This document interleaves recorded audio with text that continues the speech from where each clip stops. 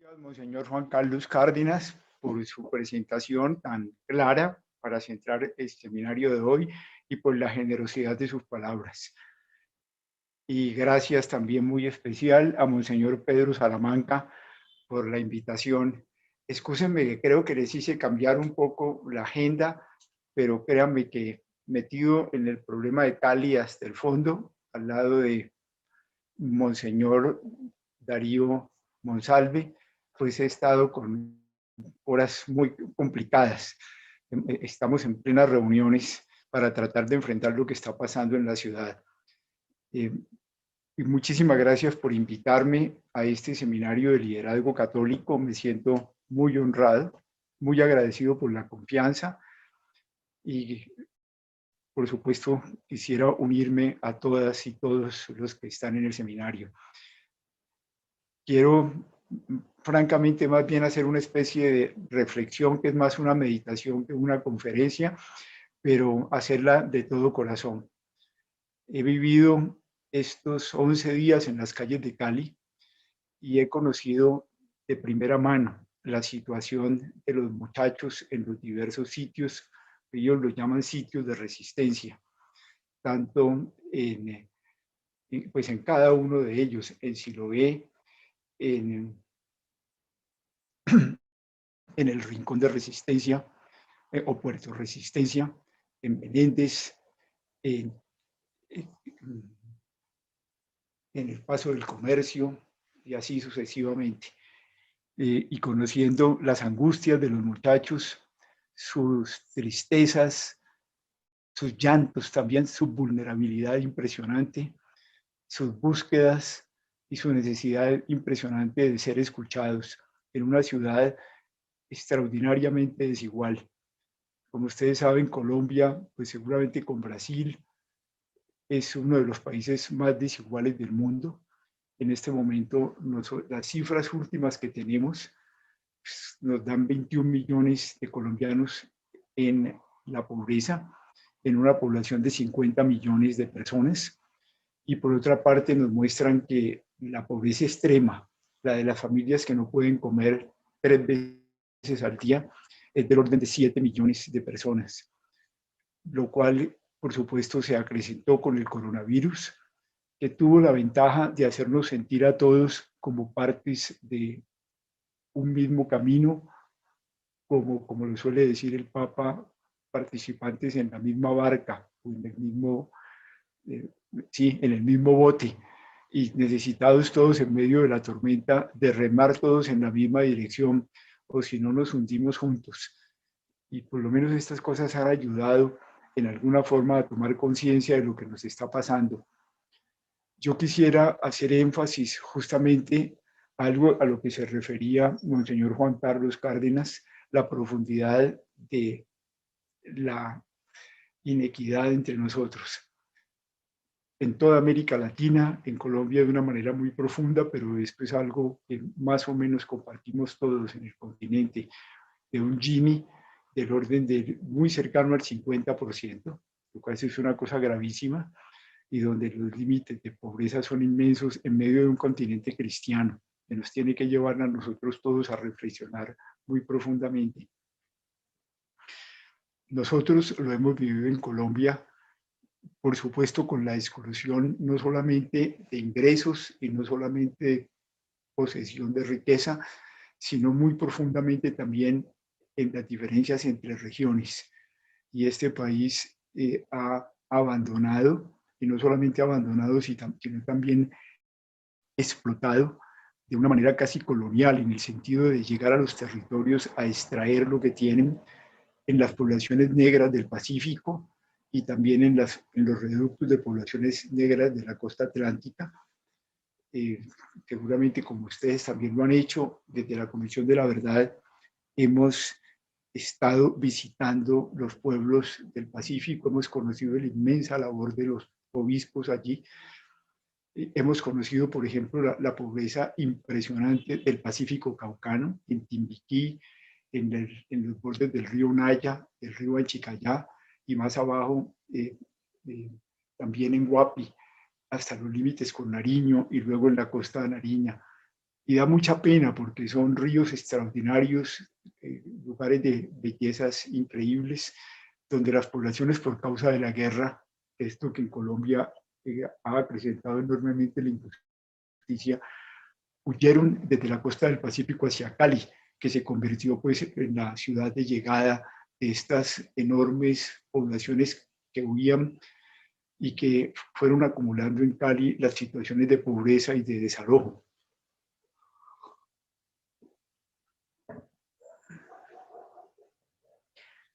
Pero también ha pasado lo mismo con la población indígena. Colombia ha sido durísima en el desprecio a la población indígena y pues uno tiene cosas muy bellas como las hermanas de la Madre Laura y como algunos de los grupos de misioneros que comprendiendo realmente la espiritualidad indígena, sobre todo en las últimas décadas, fueron muy respetuosos de sus espiritualidades y trataron de situarse dentro del camino de ellos.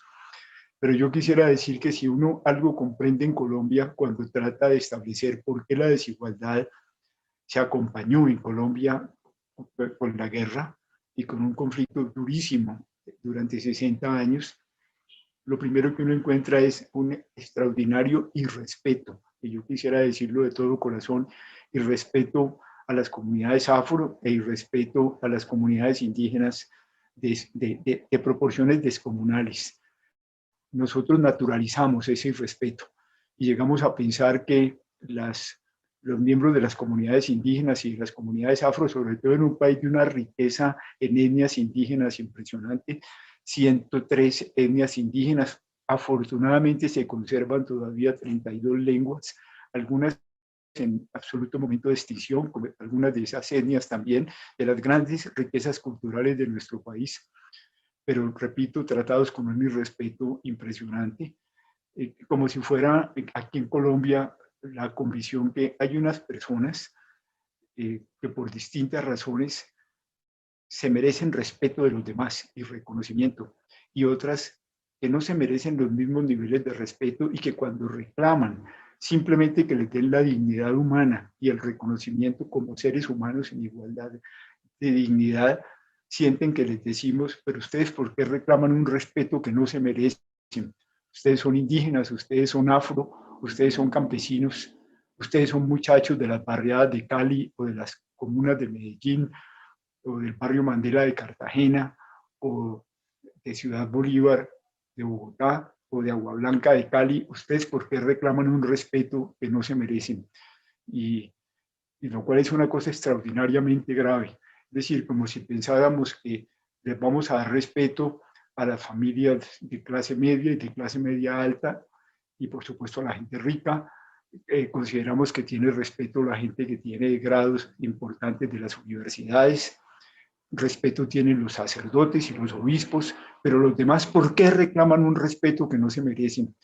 ¿Y por qué pretenden un reconocimiento que no tienen por qué la sociedad otorgarles? Y eso se volvió natural en Colombia, se naturalizó y es escandalosamente real entre nosotros. Y explica por qué pues, las comunidades indígenas han reaccionado en la forma como lo han hecho. Eh, el CRIC, el Consejo Regional Indígena del Cauca, la UNIC, los esfuerzos inmensos por rescatar su dignidad con todo derecho, y también, por ejemplo, cómo se han unido poco a poco las comunidades negras en sus diversas expresiones, y por otra parte, en la forma de establecer su seguridad, los indígenas con la Guardia Indígena y los afros también con su Guardia Cimarrona. Entre otras, tienen ambas la grandeza de ser sistemas de seguridad sin armas, donde las cosas se defienden con un bastón, pero cuando llegan 12.000 indígenas con bastón, pues se convierten en una fuerza impresionante.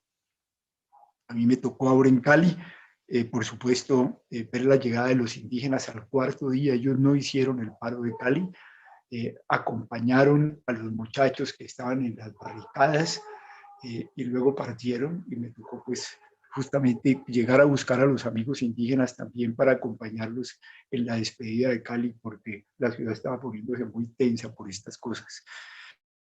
Pero quisiera llamar la atención sobre esto porque la desigualdad en Colombia tiene raíces culturales muy profundas.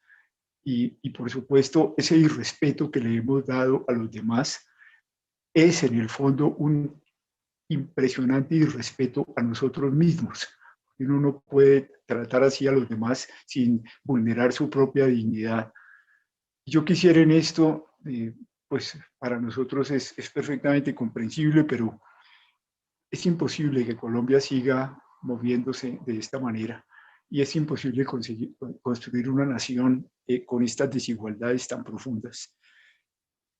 Una de las cosas que ocurrieron en Cali en estos días, pues soy muy amigo de Darío Monsalve y quise conversar con él muy a fondo como compañero en el sacerdocio. Es que estudiamos juntos teología hace muchos años, a principios de los años 70 en la Universidad Javeriana. Y yo francamente le decía a Monseñor Monsalve, Darío, tú tienes que contactar con los empresarios de esta ciudad y hay que llevar a los empresarios de esta ciudad a que se comprometan con las cosas.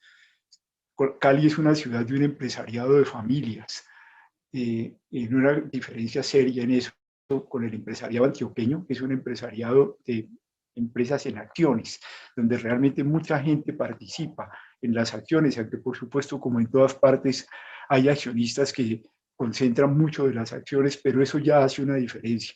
Cali no. En Cali las empresas son empresas de grandes familias y donde la participación del capital es bajísima y donde pues, evidentemente la desigualdad, la injusticia social es descomunal. Nos reunimos con Monseñor Monsalve y los empresarios de Cali. Darío tuvo un gesto muy bonito. Empezó esa conversación, esa reunión diciendo, yo quiero pedirles perdón, perdón porque como obispo no les he tenido en cuenta y no los he buscado.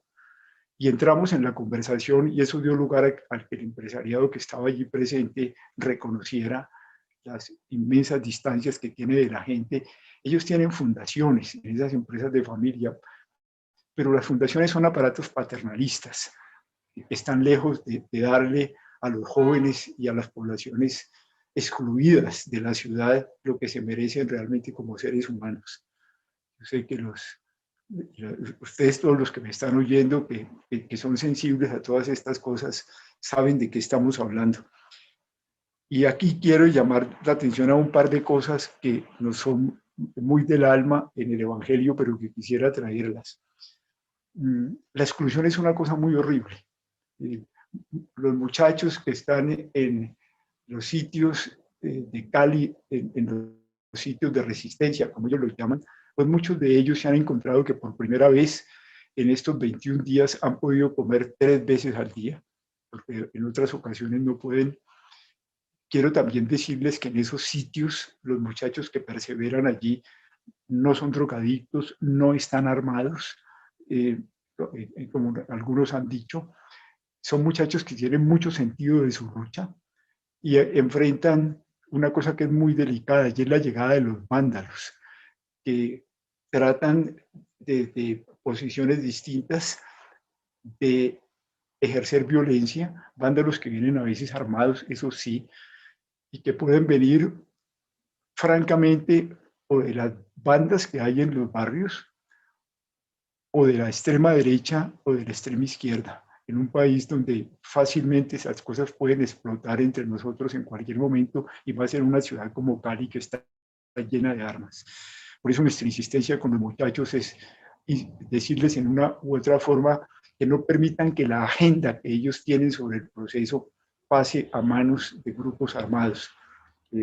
Entiéndanse en formas de paramilitarismo, o entiéndanse en formas de guerrillas que todavía viven en el país y que están, por supuesto, en una o alguna forma tratando de meterse en estas cosas. Me tocó conocer las cosas de primera mano en Sameco, cómo los muchachos anoche sacaron de su grupo a los hombres que llegaron con armas, trayendo cervezas y trayendo droga para tratar de incorporarlos a las cosas que proponían, y los muchachos los sacaron de allí, como también les ha tocado hacer en Siloé, como también tengo que decir que lo que ha pasado en Yumbo, los muchachos que estaban haciendo los puntos de resistencia no produjeron el caos que se produjo en Yumbo, sino que lo produjeron otros que llegaron a hacer vandalismo en ese sitio. Desafortunadamente los que mueren son muchachos que justamente no tienen armas y que están haciendo esta resistencia. Que, por supuesto, de todas maneras hemos estado diciéndole a los muchachos, ustedes han dado pruebas de que tienen un poder inmenso cuando la juventud sale a defender sus derechos después de haber sido tan profundamente irrespetada durante décadas. Han mostrado que tienen una fuerza inmensa para detener una ciudad, parar completamente a una ciudad como la ciudad de Cali, y lo han hecho. Pero ustedes tienen que comprender que tienen una inmensa responsabilidad sobre la ciudad, y después de haber mostrado ese poder, la ciudad espera que ustedes se hermanen con la ciudad, se reconcilien con la ciudad, como hemos estado pidiendo también a que se llegue a una reconciliación entre la policía y la ciudad. Yo quisiera volver a estas conversaciones con los empresarios y con nosotros en nuestras circunstancias, porque yo creo que ante la pobreza tan profunda en Colombia, estos 7 millones de personas que se acuestan con hambre, esto nos plantea a nosotros una cosa muy honda, como interrogante de cristianos y de católicos. Yo me acuerdo cuando jóvenes nosotros leíamos a Marx y leíamos al Marx joven y la crítica de Marx a la religión. Ustedes recuerdan que Marx, si bien venía de una familia judía, su entrada en el espíritu nuestro fue en una familia que se convirtió al cristianismo. Pero Marx hizo una reflexión que uno le encuentra en el joven Marx que es muy seria. Él dice, los cristianos dicen que Dios existe porque todos nos podemos sentar en la misma mesa. Por eso rezan el Padre Nuestro donde hay el pan para todos. Y eso es falso. Eso es un engaño. La verdad es que todos no nos podemos sentar en la misma mesa. Y si lo que ellos quieren insistir es que la prueba de la existencia de Dios, que es que la mesa es para todos, ese Dios no existe. Y por eso tomó una determinación de lanzarse al ateísmo militante, a la lucha contra la alienación religiosa. Entre otras, el Concilio Vaticano II muestra que esa injusticia social entre nosotros los cristianos es una de las razones del ateísmo. Pero también uno sí deberíamos decírnoslo muy francamente en Colombia, y sobre todo quienes nos sentimos seguidores de Jesús y nos sentimos con responsabilidades espirituales. Miren, yo siento a veces que si nosotros no estamos en la lucha por superar la inequidad que hay entre nosotros, pero en una lucha eficaz, y para superar el extraordinario irrespeto y para que los 7 millones de colombianos que no pueden comer 3 veces al día lo puedan hacer. Si no hacemos eso y no estamos en esto, yo creo honradamente que nosotros no deberíamos hablar de Dios y no deberíamos hablar del Dios de nuestro Señor Jesucristo porque nadie nos entiende o porque estamos promoviendo que la gente no crea. Es decir, no en el sentido de Marx que decía Dios no existe y voy a enfrentarme a la religión, sino si no estamos en la lucha, nadie va a entender de quién hablamos cuando hablamos del Dios de nuestro Señor Jesucristo. Quisiera llamar la atención sobre eso porque igual que a ustedes, cuando uno estaba andando en estas calles de Cali y en las ciudades distintas de Colombia y lo que le ha visto vivir a las poblaciones afro, sobre todo, a esos jóvenes negros en nuestras ciudades que caminan sin que nadie los reconozca ni los respete, destituidos de todo como seres humanos, caramba, uno no puede menos de recordar las palabras de Jesús en esa parábola del juicio final que es tan dura. Es que siempre las hemos meditado. Es que era yo el que tenía hambre. Es que era yo el que estaba desnudo. Es que era yo el que llegó a su ciudad y que ustedes no me recibieron. Es que era yo el que estaba en la cárcel y ustedes no vinieron a verme. Sí, con mis errores y con mis... porque ¿qué hacía en las circunstancias que vivía? Pero es que las cosas como las dice el Señor es con mucha rabia. Váyanse malditos, ustedes todos malditos, porque tuve hambre y no me dieron de comer, porque estaba sufriendo lo que sufrí y ustedes no cayeron en cuenta porque ustedes andaban en otras cosas Y yo creo que esto nos tiene que hacer pensar a nosotros muy a fondo de en dónde estamos. Una de las cosas más hondas que nosotros hemos encontrado en la Comisión de la Verdad, analizando estas desigualdades tan profundas, la desigualdad necesariamente no tiene por qué convertirse en guerra, como lo hemos tenido en Colombia. Hay muchos otros países que viven desigualdades análogas a las nuestras y no se ha ido a la guerra. Así que no se puede hacer como una especie de empate o que la pobreza y la desigualdad legitime la guerra. No, no me voy a referir a eso, pero sí es evidente que en Colombia estas cosas se han juntado y también es evidente que la guerra no ha servido para nada. No ha servido para superar la injusticia social. Todo lo que la guerra en Colombia ha tocado lo dañó. La guerra de la FARC y la guerra de los paramilitares y la guerra del ELN. Así que es evidente que ese no es el camino para nada. Pero sí nos pone a reflexionar sobre muchas cosas. Y uno de los lugares donde uno siente la desigualdad en Colombia es justamente en las 700.000 familias que están metidas en el narcotráfico. ¿Por qué están metidas en el narcotráfico? Nosotros destruimos al campesinado justamente porque la tierra se volvió una verdadera mafia. El campesinado pues les quitaron 7 millones de hectáreas a los campesinos. Los latifundios en Colombia son inmensos. Se creció la idea de que el campesino era improductivo y que había que desarrollar el campo con grandes macroproyectos de extensiones inmensas y poco a poco nos fuimos olvidando de ellos. Y este campesinado, arrinconado hacia la selva, sin carreteras para sacar sus cosas, sin posibilidades de tener acceso a la tecnología, sin posibilidades de mercado, se refugió en la coca. Muchas veces le dicen a uno, no, lo que pasa es que la culpa es de los gringos y la culpa es de los europeos, porque entre los dos hacen una demanda de cerca de 50 millones de consumidores de coca que pesa sobre nosotros y entonces esa demanda arrastra la producción. Pero eso no es cierto. La misma demanda la reciben hoy en día los campesinos de Nicaragua y los campesinos de Guatemala y los campesinos de Panamá y los campesinos del Ecuador y los campesinos de Brasil. ¿Por qué son los campesinos de Colombia los que tienen que vivir de la coca? Porque nosotros excluimos al campesino, porque nosotros lo corrimos contra la selva, porque nosotros lo sometimos a circunstancias en que encontraron como única posibilidad de sobrevivir y lo han hecho muy bien. Una tragedia, porque somos los grandes envenenadores del mundo. Colombia es hoy en día el productor del 80% de la cocaína mundial. Por supuesto lo manejan después los grandes carteles mexicanos, pero somos nosotros, este país católico, en un 70% hoy en día, el que envenena al mundo y el que acabó con el campesinado propio. Y todas estas cosas son muestra de nuestra realidad obvia.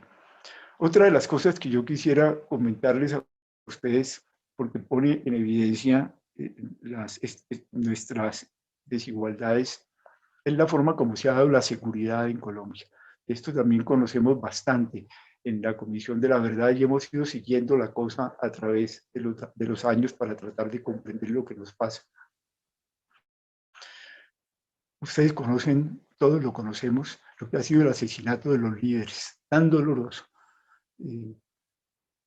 Cerca de 800 líderes asesinados desde cuando se firmó la paz, y el asesinato también de los guerrilleros que dejaron las armas, cerca de 300 ya casi. No me refiero al asesinato de Santrich, que volvió a la guerra, sino de los hombres del Partido del Común. Yo me acuerdo cuando estuvimos con el arzobispo de Tunja, que nos pusieron a nosotros dos de testigos del cierre de los contenedores de las FARC, allá en la Macarena. Y recuerdo que nos encontramos con una pareja de muchachos ya vestidos de civiles, una pareja de guerrilleros de la FARC que acababan de entregar las armas, y créanme que el arsenal de armas que entregó la FARC fue impresionante en comparación con las armas hechizas entregaron los paramilitares, por ejemplo, del bloque Central Bolívar. Yo también fui testigo de eso. Pero me impresionó mucho esos par de muchachos, la parejita, que nos decían, mire, nosotros acabamos de entregar lo único que nos daba seguridad, porque nos metieron en esta locura desde muy niños.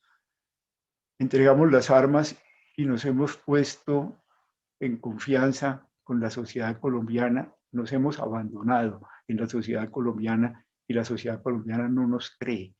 Y nos sentimos con mucha incertidumbre y con mucho miedo. Y voy a detenerme un momento en el problema de la seguridad. Nosotros desarrollamos un sistema de seguridad en Colombia, me refiero a nuestras fuerzas militares y me refiero a nuestras fuerzas de policía. Y con mucho respeto, porque es que en este paro, por supuesto, hubo primero una racha salvaje. Tenemos que decirlo con sinceridad, de parte de la policía y del ESMAD, que produjeron un conjunto de asesinatos durísimos. No se olvidará nunca la historia de Colombia, como no nos olvidamos del paro del 77, o no nos olvidamos del Estatuto de Seguridad de Turbay Ayala. Esto que ha pasado en estos 21 días, sobre todo los primeros 5 o 6 días, de las cosas que hizo el aparato de seguridad del Estado, no nos vamos a olvidar. Que fueron cosas muy graves, en violación de los derechos humanos y de la vida. Pero también tenemos que reconocer que hay 3 policías muertos, hay más de 700 policías heridos, en Cali solamente 300, y estas cosas son muy dolorosas porque son jóvenes colombianos de todos los lados, y como pasó en la guerra también, en el conflicto armado, son jóvenes colombianos los que han muerto en esta locura. Pero fíjense que tenemos un sistema de seguridad establecido para proteger la propiedad, esta propiedad desigual. La seguridad de Colombia es seguridad para la propiedad privada, más seguridad para más propiedad y máxima seguridad para la máxima propiedad. Y por supuesto también seguridad para las instituciones, pero no seguridad para la gente. No entendimos que lo que hay que cuidar es a las personas. Y esto, por supuesto, ha contribuido enormemente al acrecentamiento de las diferencias y ha venido muy de la mano con algo que conocemos también muy en Colombia, que es el miedo al pueblo, que lo decía, ustedes recuerdan, no Álvaro Uribe Vélez, sino Uribe Uribe, en los años 20 del siglo pasado. El miedo al pueblo, las teorías de seguridad basadas en que al interior del pueblo está el enemigo interno, ¿no? Armado, y las estigmatizaciones, pues por supuesto las hemos vuelto a sentir con los indígenas y con las poblaciones afro y con estos jóvenes. Pero entonces volcamos la seguridad sobre ellos y muchos de estos cuerpos de seguridad, Colombia tiene 400.000 personas en empresas de seguridad privada, que es una cosa muy delicada. Y estas empresas de seguridad privada se cruzan con los que fueron las convivires, que dieron después lugar a las autodefensas, que dieron después lugar al paramilitarismo. Y todas esas cosas nos enredan en la forma como se maneja el país y en la forma como nos queda marginada la población. Eso tenemos que cambiarlo en Colombia. Necesitamos, por supuesto, policía y necesitamos ejército en las situaciones extremas, pues, porque todo el mundo no se va siempre va a haber algún loco que puede poner a la sociedad o a algunas personas en peligro, pero eso hay que transformarlo completamente en Colombia. Y yo quiero decirlo también porque nos levantan muchas preguntas las cosas. Miren lo que nos ha pasado hablando de los pobres y hablando de las desigualdades con los falsos positivos. Si nosotros, y es que son las cosas más dolorosas que la Comisión de la Verdad ha encontrado, ustedes lo saben, si hubiéramos tenido como falsos positivos a los 12 muchachos que el ejército asesinó en Santander del Norte, por los lados de Ocaña, y los llevaron allá y los mataron y los vistieron después con prendas de guerrilleros y los presentaron como guerrilleros muertos en combate, pues eso hubiera sido horrible. ¿Cómo es posible que un ejército que se precia de ser un ejército católico, con capellanes católicos, con diócesis católica, haga eso? pero es que no fueron 12, no fueron 100, no fueron 1000. Para la JEP, en la lista de personas que tiene la JEP pasan de 6000. Supónganse que son solamente 4200. Qué vergüenza. ¿Y qué es esa seguridad que puede llegar a una barbaridad de ese tamaño? ¿Y qué es lo que pasa al interior ético de nuestras fuerzas militares y hasta dónde una cosa de esas también no se cruza por la totalidad de nuestra sociedad?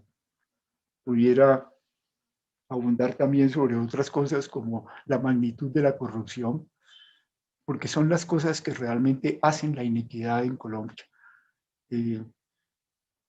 O si ustedes quieren, también la magnitud de la insensibilidad. Cuando tenemos presidentes de bancos que se ganan más de 100 millones de pesos al mes y trabajadores en los mismos bancos que están ligeramente por encima del salario mínimo.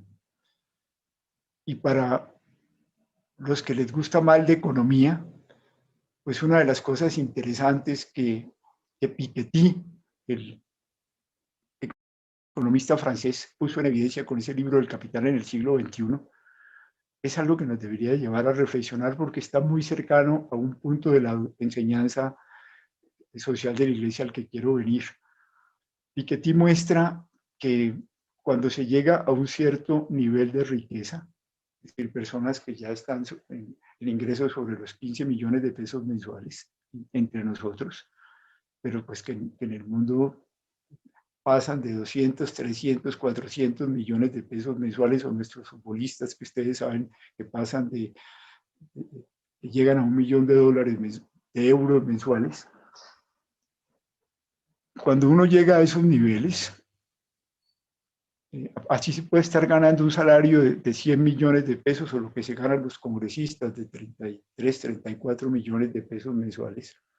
Lo que uno recibe de renta, de capital, es muchísimo más grande ya de lo que recibe por salario, simplemente por los rendimientos que tiene en la propiedad, en las acciones, pero además la velocidad con que crece el capital es mucho más grande que la velocidad con que crecen los salarios. El capital para una persona que está acumulando capital puede crecerle al 10%, 12, 13%, 20% anual, y los salarios únicamente crecen al ritmo de la inflación.